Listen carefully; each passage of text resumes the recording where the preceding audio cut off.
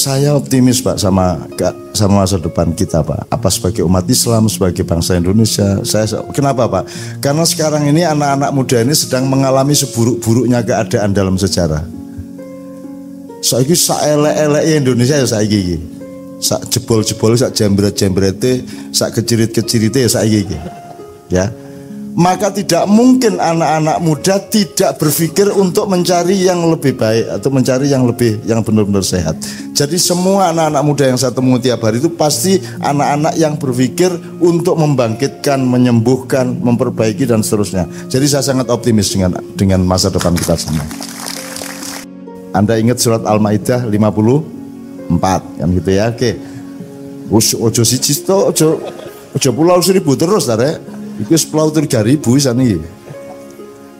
Al-Maidah ayat 54 ya. Di mana Allah melahirkan kaum yang baru yang dicintai Allah, yang mencintai Allah dengan karakter ABC yang disebutkan di surat itu, di ayat itu. Bismillahirrahmanirrahim. Assalamualaikum warahmatullahi wabarakatuh. Saya mungkin singkat saja, Cak Nun. Seperti tema hari ini. Temanya adalah Ramadan membentuk insan ulul albab ya. Oke. Nah, mungkin saya ingin terus terang mendengarkan dari Cak Nun bagaimana nanti kita bisa bersiap diri menghadapi Ramadan itu, sehingga setelah selesai Ramadan itu kita tadi melihat sesuatu dengan indah, apa-apa dengan indah seperti yang tadi Cak Nun kemukakan. Tidak ada kebencian gitu. Kalau lihat sesuatu indah, lihat sesuatu ingat Allah begitu. Mungkin itu saja dari saya, Cak Nun. Teman-teman sekalian, Bapak-Bapak Ibu sekalian, sebenarnya kalau Allah memberi informasi, itu kan bedanya Quran sama Quran, bedanya informasi di ilmunya manusia dengan informasi dari Allah itu karena ada kelengkapan dimensi dari informasi Allah, ada hidayahnya, ada unsur ilmunya, ada metodologinya, ada nuansanya, ada seluruh kelengkapannya kalau Allah itu. Maka kalau Anda mencintai Al-Quran, tidak hanya mendapatkan berkah dari cara berpikir akal Anda ketika memahami Al-Quran, Anda juga mendapat berkah dari dimensi-dimensi yang lain di luar akal. Tuh. Jadi Quran itu didelok tok nulis alhamdulillah, halo nulis apik Pak. Halo terus berangkat kuliah, halo lagi pulang kuliah nulis apik. Allah seneng mesti. Kalau Anda jadi pelukis, lukisannya ditoleh wong lho seneng Mas. Betul enggak Mas? Ditoleh tok lho seneng. Maka Allah juga tidak mewajibkan semua manusia untuk menjadi ulama besar yang menguasai dan hafal seluruh Quran, terus ngerti tafsir kabeh, Ibnu Katsir, Jalalain, Najwa Shihab, Quraisy Shihab dan seterusnya ya. Tidak, Allah menyuruhnya itu udkhulu fisilmi kafah, bukan udkhulu fil islami kafah. Kalau fil islami kafah itu has to be perfect, all, semua harus sempurna. Khilafahnya sak dunya, sak Indonesia kudu khilafah. Semuanya, sistem ekonominya, pasarnya, bangunannya, arsitekturnya, semua harus islami. Kalau silmi itu enggak, wis saonone kahanan ning kene iki kowe isomu piye, sing penting kowe iki apik dan menuju Allah ngono tok. Dan sekarang kita tidak bisa mulai dari nol. Makanya saya tidak bisa membela teman-teman yang dibubarkan itu karena memang kita tidak bisa mulai dari nol. HT itu cocoknya lahir generasi kedua setelah Nabi Adam. Jadi urung ono sosialisme, urung ono NKRI, urung ono Pancasila, urung ono macam-macam liyane, isih nol kae. Dhewe usul Pak Adam, Bapak nyuwun sewu kula tak ndamel khilafah. Nah, itu cocok mulai dari nol. Lah saiki wis kadung ono PKI, wis kadung ono demokrasi, wis kadung kabeh. Kita ndak bisa memulai dari nol, kita harus bongkar semuanya. Nah, bongkar ini yang ditakuti oleh semua pihak di Indonesia. Itu ya Bu ya. Jadi seperti yang Ibu tadi bilang, tolong puasa itu jangan hanya dilihat dari dimensi syar'inya. Iya, dia memang bagian dari syariat Islam, 1 dari 5 perintah Allah dari rukun Islam, ya.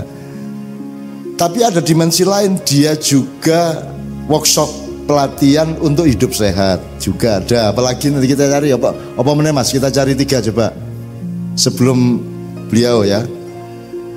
Puasa sebagai ketaatan kepada Allah menjalankan perintahnya, syariahnya. 2, puasa sebagai workshop dan pelatihan konkret untuk hidup sehat. Misalnya, apa meneh? Puasa sebagai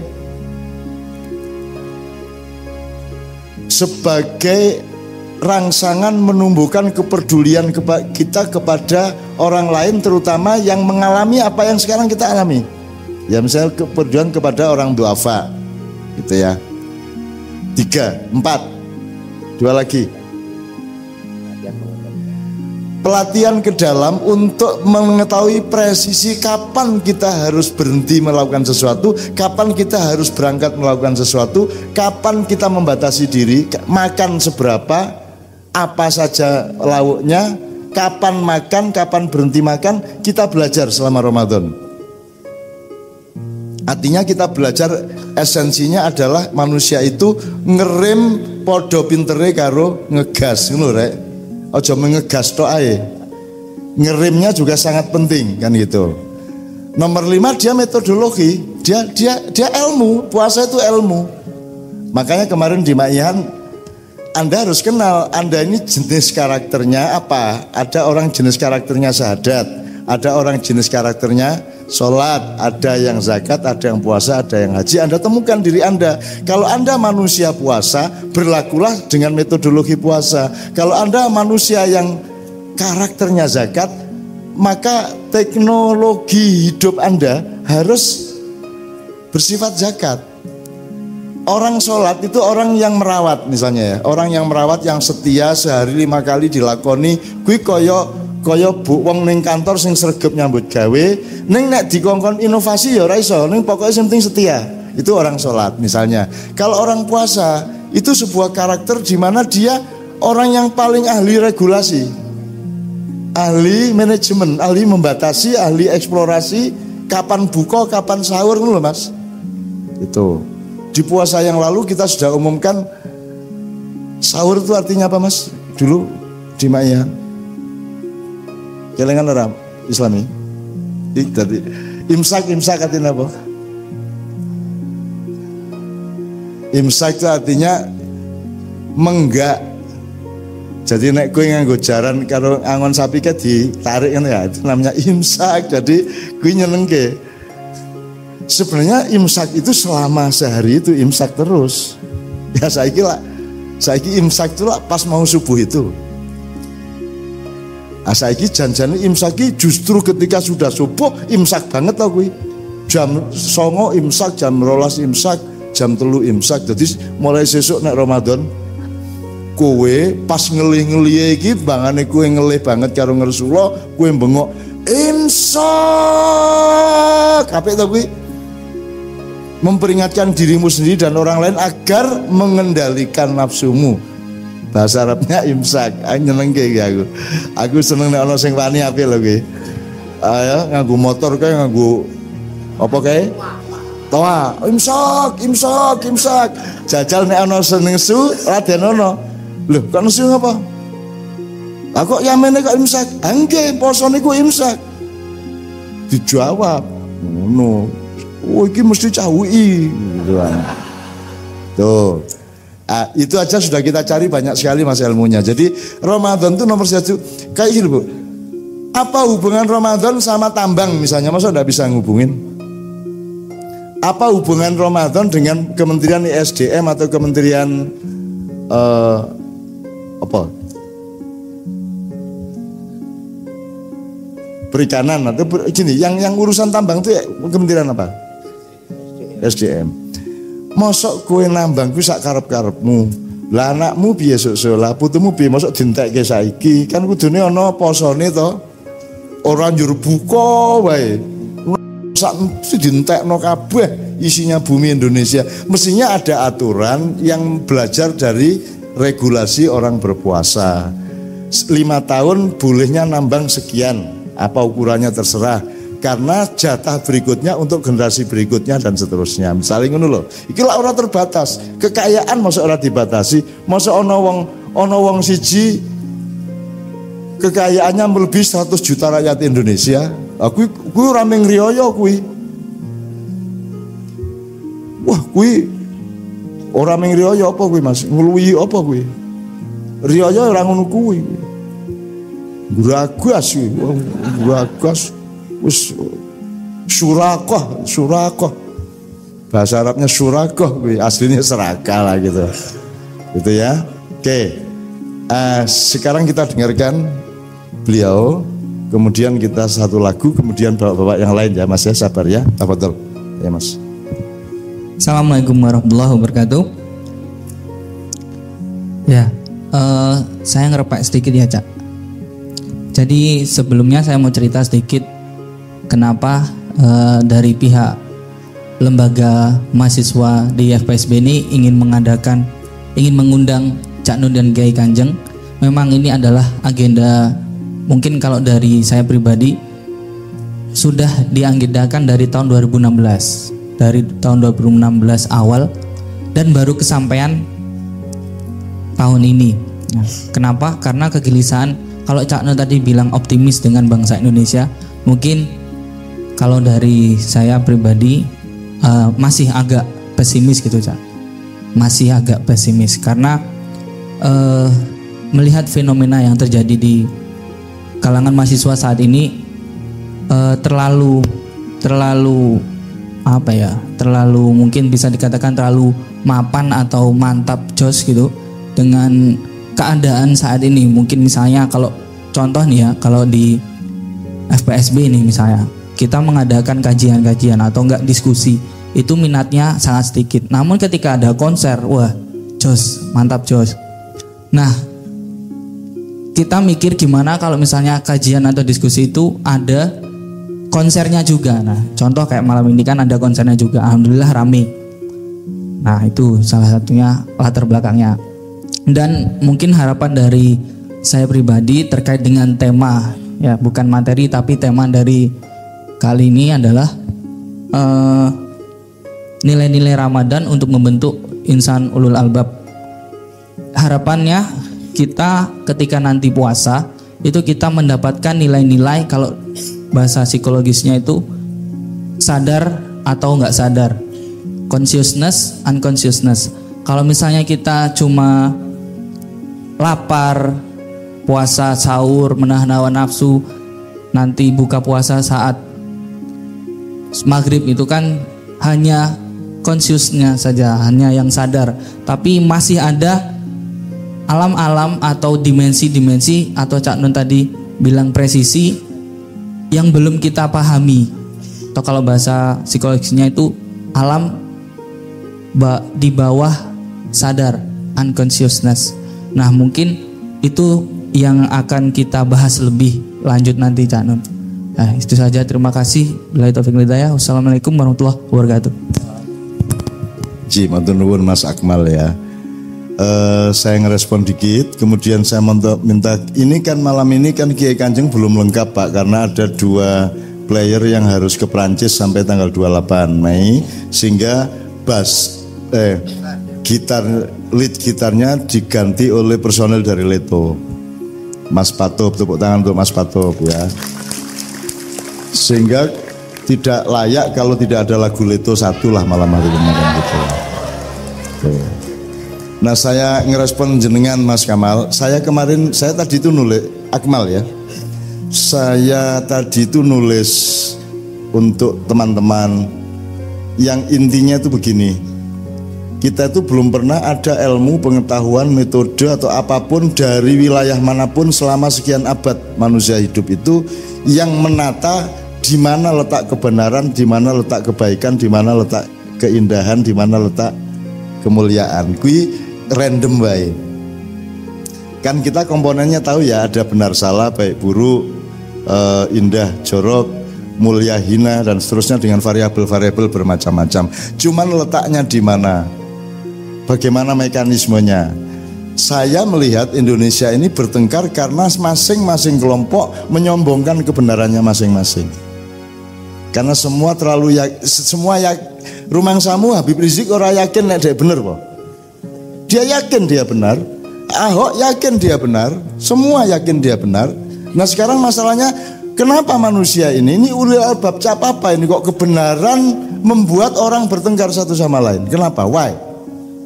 Wong iki ya bener, iki ya bener. Dan kalau Anda kejar, dia bisa mempertanggungjawabkan kebenarannya masing-masing. Tapi kenapa kebenaran ini membuat orang bertengkar? Saya mencoba melihat kebenaran itu memang tidak untuk dikeluarkan dari dirimu, tidak usah diomongkan. Kebenaran itu bekalmu. Keluarnya bukan kebenaran, keluarnya itu kebaikan, kenyamanan, keseimbangan, kemuliaan, keteduhan. Ya itu tadi. Gini wis, warungnya Pak, warung. Kamu kalau bikin warung, masakmu itu, kamu masak itu berdasarkan kebenaranmu tentang masakan, seleramu dewe. Apa kowe masak dengan perhitungan nanti disukai oleh pembelimu? Kamu setia kepada seleramu apa setia kepada selera pembeli? Kalau kamu ngeyel dengan kebenaran dan seleramu di dapur, kira-kira laku enggak warungmu? Nah ini makanya pada enggak laku warungnya, maka memaksakan untuk menguasai warung masing-masing itu. Kan begitu. Kebenaran itu untuk dirimu. Al-haqqu mir rabbika. Kamu tidak punya kebenaran itu dari Allah. Kita hanya berposisi menafsirkannya, dan pasti tafsirnya berbeda. Islam aja berbeda-beda madhabnya, gitu ya. Ilmu pengetahuan barat juga berbeda-beda genre dan alirannya. Musik aja berbeda-beda. Dan itu masing-masing benar. Rumah samu nek wong radikal kayak kok uber kayak ya bener. Dia punya alasan untuk radikal. Ngebom duwe alasan kok dua alasan dia, dan itu tidak pasti salah, itu mungkin benar. Jadi menurut saya kebenaran itu tidak untuk disombongkan, tidak untuk diungkapkan. Jadi nek aku ngomong optimis, gue mergo aku kudu ngomong optimis. Apa aku dikongkon rene terus pesimis aku. Amal terbar gue iki piye karepmu? Aku ora mungkin. Nah aku goleki eleke kampus, goleki eleke kamu intelektual, telung keranjang tak gaweke kowe. Tak dudui kelemahane ilmu modern, tak dudui kowe. Oke banget aku duwe. Kowe tak dudui pekoke Republik Indonesia, tak dudui kowe sejak tahun 30-an. Tak dudui. Nek kuwi soal kebenaran. Saya tahu ini negara nggak bener, NKRI ini salah fondasinya, salah sasisnya. Salah le gawe tembok, salah le nyeleke apa sih caga, salah usuke blandare sak gentenge sing diurus cete tok. Aku iso ndudui kuwi kabeh ning ora apik nek aku ngomong kuwi itu kan pengetahuanku, kebenaran di dalam diriku. Untukmu Indonesia, aku memberikan cinta, optimisme, gedhekke atimu, tak gawe kowe iki wani menempuh masa depan karo dandani sidik-sidik melipir-melipir. Karena gini Mas, ini nanti kawin ya, suatu hari dia kawin, terus upamanya ya, gue ya, terus aku diundang, terus aku tekono, kok bojone kaya ngono, terus aku ngomong, biar gue iki rabi mbok sing milih sing apa ngono, aku kan tidak boleh toh, meskipun saya tidak setuju pilihan istrinya, saya tidak setuju pilihan gedungnya, saya tidak setuju urutan acaranya, saya tidak setuju banyak hal dalam pernikahannya. Apakah saya akan ngomong? Enggak. Jadi jangan sombong dengan kebenaranmu, karena kepada orang lain orang tidak butuh kebenaranmu. Yang mereka butuhkan adalah kasih sayangmu dan keseimbangan hidup bersama. Ngono nek prasaku Pak, urip iku Pak. Lah rumah sama aku setuju karo kowe apa piye? Aku kira setuju, ning aku meneng wae sebab kewajibanku nang kowe iki bebrayan sing apik, silaturahmi, rahmatan lil alamin, dan itu saya harus berpuasa, Bu. Bu Happy, saya berpuasa. Aku ngerti. Misalnya Luhut nanggon aku ngerti kuwi ke zaman Prabowo biyen. Lha ngapa kowe rene le? Masa ngono kuwi? Rumah sama kurang ngerti kok piye biyen zaman karo manusia makae. Masa aku ngono kuwi, masa ana daya dikene ngono. Gitu loh. Ana kancamu mlakune rada diglok celanane, nek nganggo celana iki celana dadi ngene-ngene soal sikile ra cetha kae lho. Piye to sikilmu ki, mosok ngono kuwi kowe. Kan ora to, Mas. Bener itu kalau dia tidak baik kamu kemukakan, jangan diungkapkan. Kebenaran hanya boleh diungkapkan kalau menjadikan itu kebaikan. Jelas ya Mas ya? Bahkan Allah memberi contoh, kalau kamu mengemukakan kebenaran, kamu harus siap orang menerima atau tidak menerima, orang menyetujui atau tidak menyetujui. Lah orang sekarang tidak siap, tidak disetujui, tidak siap untuk ditolak, kan gitu. Allah mengatakan waqulil haqqu mir rabbika faman syaa'a falyu'min waman syaa'a falyakfur. Jadi Allah kalau kamu mengungkapkan kebenaran, kamu harus siap orang akan beriman atau akan kafir. Ojo nesu karo sing kafir. Ojo nesu. Allah dhewe ra nesu. Allah itu kan maha liberal. Allah maha liberal. Jadi kamu jangan anti kaum liberal. Wong sing kaum liberal ki ya ora mudeng liberal ki apa tenane kok. Nek pengen sing liberal ya mak iya iki liberal pol iki. Wis sembarang entuk teko to. Ora diukur, ora diverifikasi, ora kon bayar. Arep kulot monggo, kathok cendak ra apa-apa, gimbal ra apa-apa ya to. Nyopet ra apa-apa. Nek wani kiter tanganmu. Kan gitu. Ora ono Pak sing nyopet. Di acara kita ndak ada ribut, ndak ada royokan, ndak ada persaingan. Yang ada adalah kebersamaan dan kenikmatan, kan gitu. Jadi sekali lagi Bu, jadi aku njaluk ngapura ya nek aku ngomong optimis kuwi aku gedhekke hatimu, aku malah melorot dhewe. Malah gue kalau saya kurang optimis. Gini, jadi aku juga maklum kue isi nom toh ya. Jadi dia pasti juga begitu. Cuman tolong dipertanyakan kembali. Anda harus waspada. Jadi takwa tadi waspada ya Mas. Kenapa Anda berkesimpulan bahwa kalau diajak kajian sangat sedikit yang datang, kalau konser banyak yang datang, terus Anda simpulkan itu Anda pesimis? Apakah kalau konser pasti buruk? Apakah kalau kajian pasti baik? Dipikir ulang. Saya tidak memberi angin kepada yang suka konser-konser loh, ya enggak ya. Itu kan tidak tergantung konser apa kajian. Itu tergantung subjeknya yang datang itu, mesinnya bagaimana, niatnya bagaimana.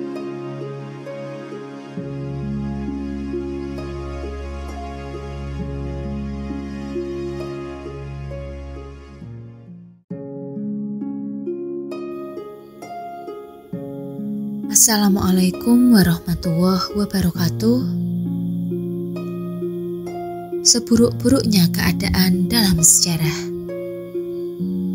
Ini adalah bagian yang kira-kira menjadi tujuan semua pemimpin, yaitu tentang keseluruhan tata cara mengorganisir pasukan, umat Islam, aparatur sipil negara, atau mungkin saja masyarakat adat.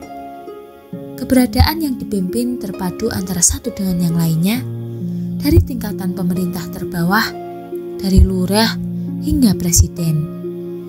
Pemimpin lembaga tinggi negara semisal aparat penegak hukum. Pembelajaran yang bisa kita petik secara utuh dari perjalanan penataan barisan umat Islam pada masa setelah hijrah adalah kesiapan untuk membangun ulang setelah terhianati oleh kesepakatan-kesepakatan. Terjebak oleh siasat kaum munafikin era Madinah, pencenderaan kesepakatan terjadi berulang kali dan terus-menerus. Perjanjian dengan tema utama berbentuk kesepakatan damai, saling menjaga otoritas masing-masing suku dan pemeluk agama, hingga kepastian keamanan melakukan perdagangan. Pengikut suku Quraisy saling mengkhianati pemimpinnya, Bani Yahudi saling berkhianat satu dengan lainnya, bahkan kesepakatan suku Quraisy dengan suku Yahudi non-Muslim juga sedemikian buruknya, pun saling melihat keuntungan di masing-masing pihak. Tidak ada nilai bangunan kepercayaan selain dasar kepentingan kekuasaan dan materi. Tentu berbeda dengan visi dan agenda Rasulullah yang selalu bertujuan untuk menciptakan perdamaian dalam keadilan untuk semua kalangan. Seringkali terjadi pengkhianatan oleh kaum Quraisy dan Yahudi atas kesepakatan dalam perjanjian. Bangsa Indonesia yang berada pada waktu yang berbeda seharusnya melakukan refleksi atas segala kejadian di Madinah. Namun, kita tidak harus masuk pada peta konflik suku dan agamanya.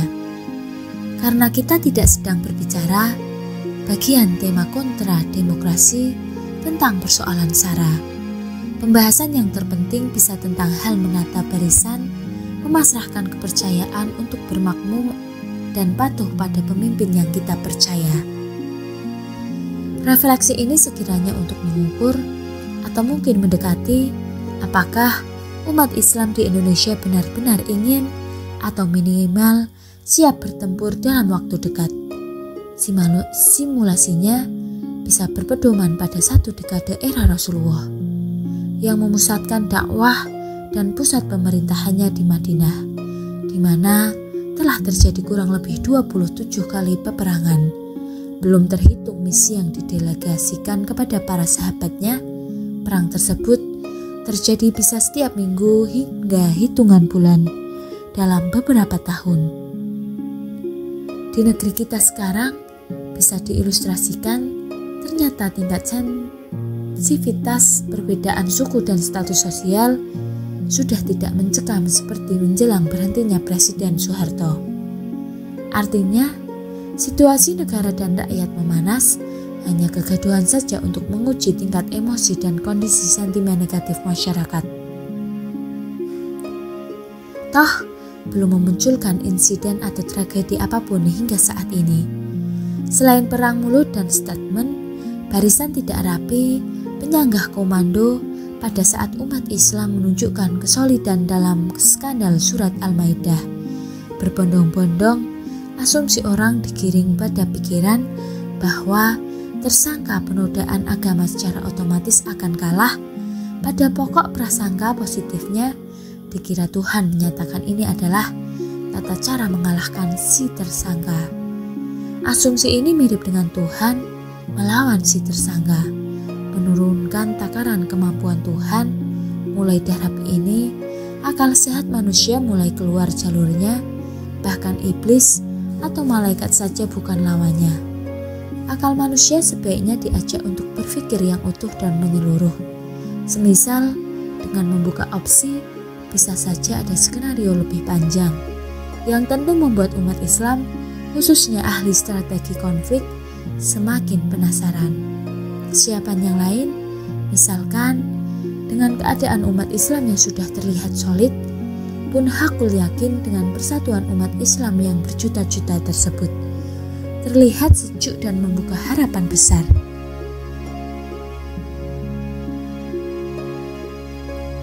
Nyatanya tetap kalah dalam pemilihan gubernur yang memasuki babak lebih serius ke depan.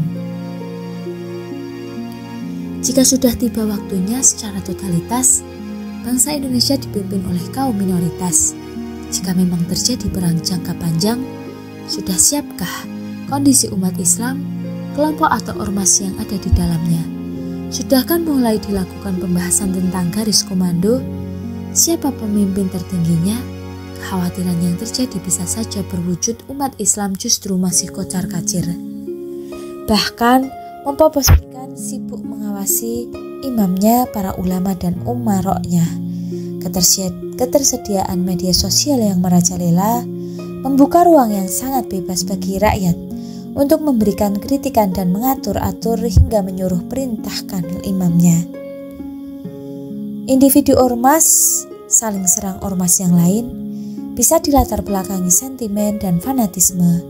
Kaum Nahdliyin karena dasar rasa cinta dan ketawaduan kepada ulama merasa tersinggung dengan FPI. Bisa karena ulamanya harus dihujat di pengadilan sebagai pembohong, baru memutuskan untuk bangkit. Seperti terjadinya perbedaan pandangan tentang siapa yang paling layak disebut pembela NKRI atau yang paling terdepan disebut mujahidin. Masyarakat awam dan yang boleh menyebut umat Islam kapan saja bisa melakukan serangan kalimat pada imamnya atau imam ormas lainnya. Terkadang pro umat Islam oposisi terkadang menempatkan posisinya di samping pemerintah yang berkuasa. Tentu akan berakibat tidak mengenakkan hati. dilihat dari sudut pandang mereka yang berorasi di jalanan yang dianggap umat Islam penyeimbang kekuasaan. Keadaan lain mungkin barisan yang tidak terorganisir, yang sifatnya individu bisa menulis dan berkomentar apapun. Semisal sosok panutannya mengajak untuk puasa, kekuasaan, kondisi saat ini bisa terjadi, justru umat akan sibuk melancarkan protes bahkan mengkonfrontir untuk apa puasa kekuasaan. Ada juga bagian umat Islam yang justru memberikan nasihat, anjuran, bahkan segala amarahnya pada imam yang dianutnya supaya diam saja, tidak usah ikut campur urusan di negeri ini. Tidak perlu menjadi apa-apa, tidak perlu memiliki harta dan kedudukan baik di negara, bahkan institusi swasta manapun. Di sisi yang lain, individu umat Islam meminta untuk tetap memperjuangkan haknya, menemani masyarakat hingga menyelesaikan kesulitan baik ekonomi hingga masalah di dalam rumahnya. Dilarang memiliki sapi, ayam hingga materi apapun, tetapi harus tetap berjuang bersama mereka. Pada pokoknya harus ikut dan nurut maunya individu umat Islam. Kondisi umat Islam yang cekak cara berpikir inilah yang mempersulit perjuangan dan memperkeruh situasi. Di saat kondisi negeri yang saling sengkarut, bukannya umat yang sifatnya individu ini bermakmum dan belajar berbaris yang rapi, justru imamnya yang dikoreksi habis-habisan tanpa sisa. Persoalan ini yang banyak terjadi di segala elemen ormas dan komunitas besar lainnya. Jangan terlalu percaya diri bahwa generasi ini akan selamat atau memiliki skala optimis yang di atas rata-rata. Pekerjaan rumah yang sangat banyak, besar dan rumit terhampar di depan mata. Dalam hitungan menit atau hari, pola pikir kita dapat berubah, bahkan berbalik arah saling lawan dan memusuhi. Ilustrasi yang sederhana berbicara 2024 saja, kita masih belepotan siapa yang pantas memimpin barisan. Peran generasi penentu 2024 hingga 2034 tentu sangat ditunggu. Barisan yang memiliki energi baru dan kekuatan yang belum teridentifikasi. Mereka sedang belajar dari sejarah runtutan kebangkitan Eropa, Amerika, dan Tiongkok. Apakah 6 abad proses kebangkitan Eropa menjadi faktor pembelajaran generasi ini? Bisa juga 3 abad demokrasi yang diajarkan Amerika, dikoreksi baik dan buruknya. Mungkin juga proses kebangkitan ekonomi Tiongkok di zaman Deng Xiaoping menjadi alasan bahwa bangsa kita perlu berbenah dari kondisi sulit saat ini, sehingga mampu memutuskan bersatu padu membuat negeri ini tidak jadi bahan tertawaan bangsa lain di dunia. Sehingga energi untuk nyinyir terhadap imam, ulama, dan umaroknya bisa disalurkan pada pandangan positif bahwa banyak yang tidak diketahui oleh individu tersebut, sehingga sangat penting untuk berpikir tentang barisan mana yang akan diikuti. Penataan ulang peran dan fungsi barisan yang dikisahkan pada zaman Rasulullah dalam setiap peperangan yang pernah terjadi adalah refleksi, sekaligus adalah koreksi bagi umat Islam di Indonesia. Budaya individu umat Islam yang buruk memberikan gambaran bahwa ada harapan menghadapi situasi dan kondisi sulit saat ini. Syaratnya adalah mulai mengkoreksi diri dan mulai memupuk kepercayaan pada pemimpin umat Islam yang tentu sudah dipahami dan diketahui. Dalam tindakan pemimpin tersebut selalu membela keadilan dan kemakmuran umat Islam, selalu menemani kesulitan individu umat Islam dan rakyat, seperti yang selalu dilakukan oleh Rasulullah di dalam melakukan dakwah, di mana tetap menjalankan kegiatan ekonominya, menjalankan keberimbangan aktivitas kemanusiaan dan ketauhidan, tetap mengorganisir kekuatan ketentaraan selain membangun segi watak dan mentalitas manusia, menjalankan fungsi sosial di samping kebutuhan individu dan keluarga, belajar masuk ke dalam barisan, dan mengikuti garisan perjuangan merupakan inti dari persoalan umat Islam yang saat ini terjadi. Sangat serius untuk segera kita koreksi. Sekian yang dapat kami sampaikan, semoga bermanfaat. Wassalamualaikum warahmatullahi wabarakatuh.